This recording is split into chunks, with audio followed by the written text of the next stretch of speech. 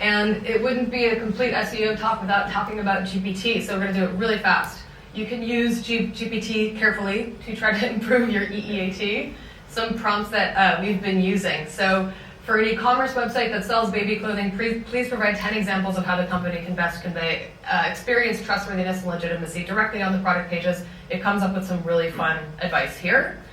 I like to basically put things like about page content into GPT and not assume that it knows what I'm talking about, because assuming GPT knows things is really dangerous. Don't do that.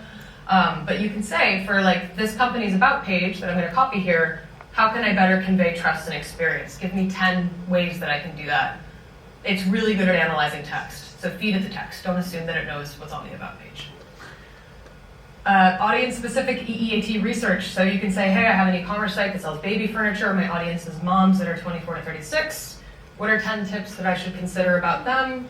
You can do this on your own. You'll get your own answers, but it does give very, very good advice.